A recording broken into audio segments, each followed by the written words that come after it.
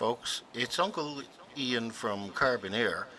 Today we're going to talk about the spreadsheet that we have up on the M drive in order to capture all of our stats for the workshops and presentations that we do. So we want to get on our desktop here a shortcut to the spreadsheet. So I've sent you an email, okay? And here it is here.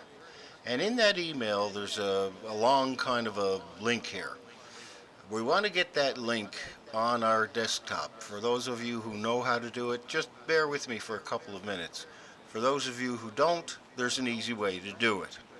What we need to do is highlight that link. So let's highlight the whole link. Make sure you get all of it. And we need to copy that. So we will copy it by holding down the control key on our keyboard and pressing C as in Charlie. Okay? So that's copied now.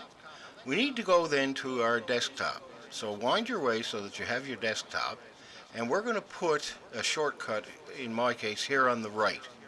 So we put our mouse here and we right click it, and a little menu comes up. We're interested in new, and then a sub menu comes up, shortcut. So we're going a new shortcut, and here it is here.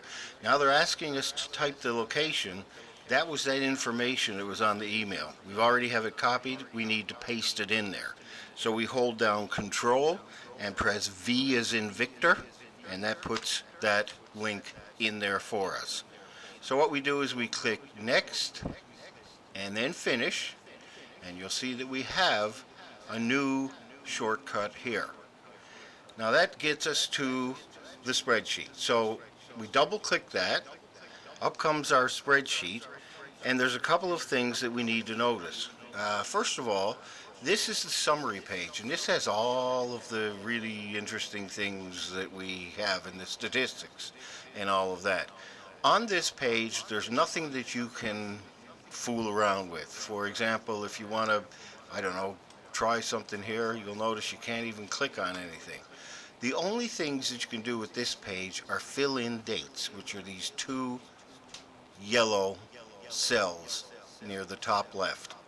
We can put in the date when we want to start and the date when we want to end for this report. So in this case, we're going to go January the 1st, JAN1. That's fine. As soon as you hit enter, it'll format it to the date that we want. And we want it to go to, I don't know, let's call it April the 30th. Okay? APR 30. And we click that, bingo. We will get all of this information from January the 1st to April the 30th. For example, up here is all of the total information for the entire region, how many were totally scheduled and attended, and the percent attended for all of our sessions. For the skills development is here, job search, resume, LMI, job fair, and we can add to this whatever we want.